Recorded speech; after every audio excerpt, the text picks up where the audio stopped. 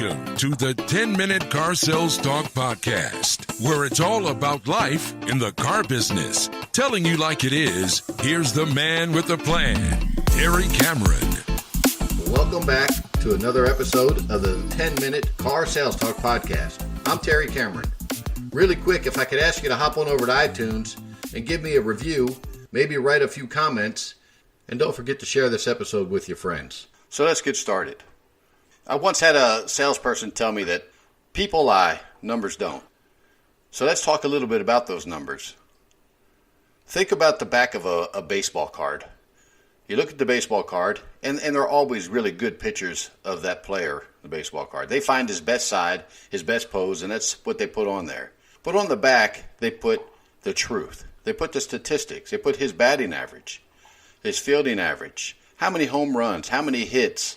Everything that's important to the fan, they put on the back of that card. You know, and while we're talking about baseball players, if you get a hit 30% of the time in your career, you're probably going to end up in the Hall of Fame. That means you were successful only 30% of the time and you end up in the Hall of Fame. In car sales, if you're successful 30% of the time, you're going to get rich. You just have to pay attention to your numbers. What's on the back of your card?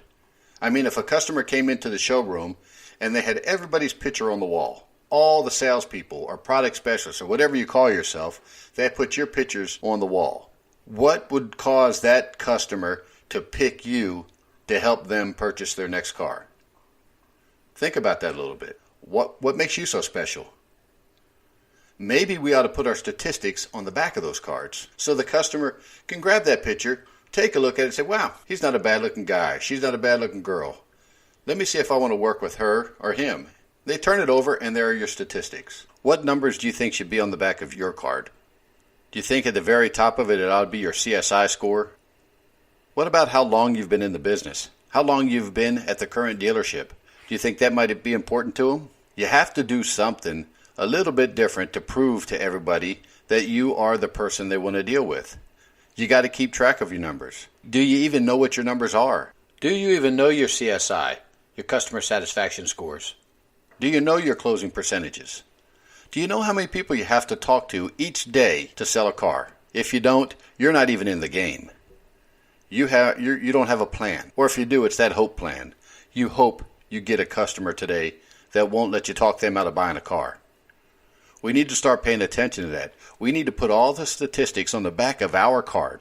We want customers to know that they're dealing with a professional. But if you're not measuring and monitoring what you're doing, there's no way you can do that. Let's think about this. What do you have to do every day to sell a car each day? Most of us don't know that answer because we don't track it.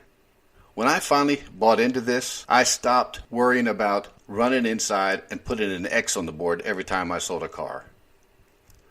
After about 90 days of monitoring everything I did, I knew what I had to do.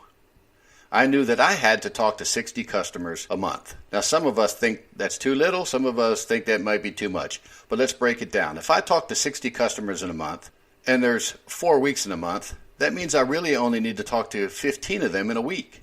And if I work 5 days a week, that's 3 a day.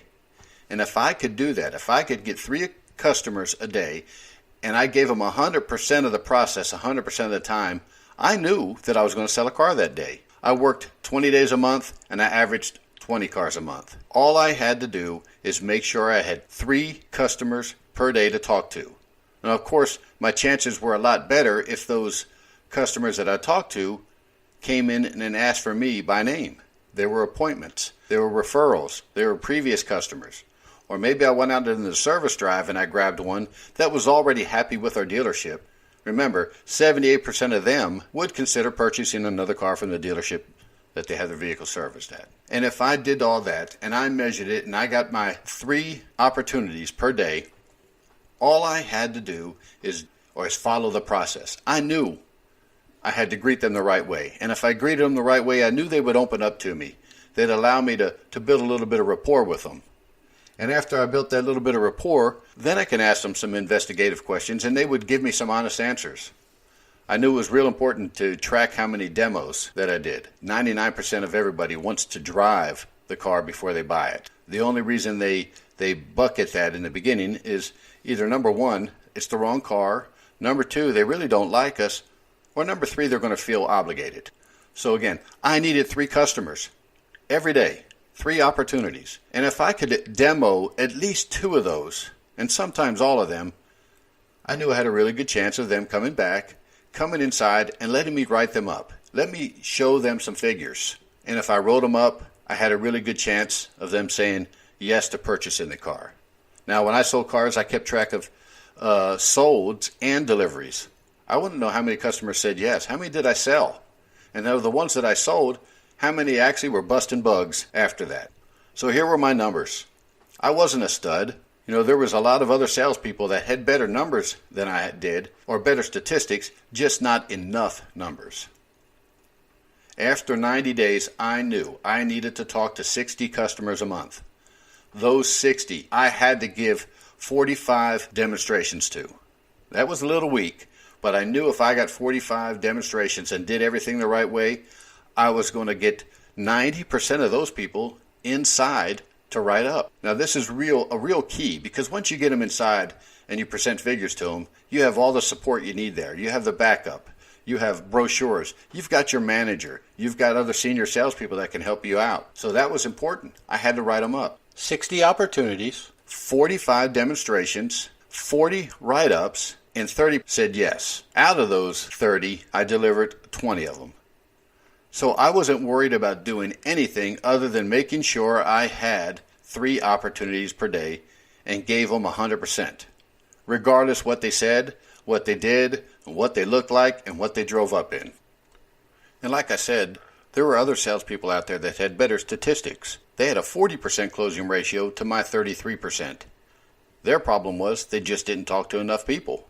But they didn't know that because they weren't tracking. You have to know this, that where performance is measured, performance improves. So let's review this one more time. You need to know how many opportunities it takes for you to sell a car. You need to keep track of those opportunities. You need to know how many demos that you're doing. You need to know how many write-ups you're doing. And you need to know how many of those people say yes and are delivered. Once you have those numbers, you can pinpoint your weak spots and do some minor adjustments to pick up the pace. And when you do that, the statistics on the back of your card that your customers are going to look at and review and use to choose whether or not they want to do business with you or not are going to go up. Look, there's no way to track what you're doing right, what you're doing wrong, and what you're missing if you're not keeping up to date with all of these statistics every day. It's impossible. It's like being dropped off in the middle of the desert without a map and told to go home. It's not so easy. Now, we can wing it sometimes and have a semi-successful career, but we spend so much time at the dealership.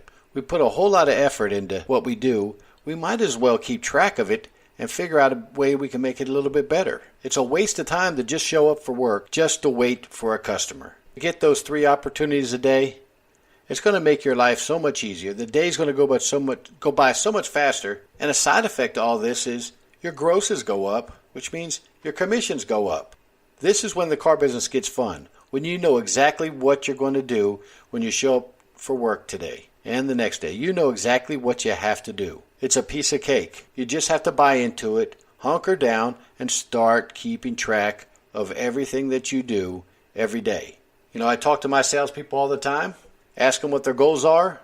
They'll tell me 10, 12 cars. But when I ask them how they plan on getting there, all I get are things like, I'm going to make some more phone calls. I'm going to work a little bit harder. But no real plan. When you keep track of your numbers and you want them to go up, all you have to do is look at them and say, I'm going to do 10 more demos. Those 10 more demos, based on my statistics, are going to result in 2 more sales. Or I'm going to talk to 10 more people and I'm going to treat them the way I treat every other customer. And those 10 more people I talk to each month are going to result in 3 more sales. It's so easy to do this when you buy into it and just keep track of it.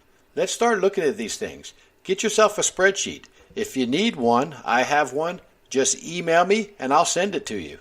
It'll keep track of everything. All your statistics, your appointment shows, your appointment sets, your TOs, your presentations, your closing percentage, everything. Guys, I really mean it. The sky is the limit. We're leaving a lot of money on the table by not tracking our numbers.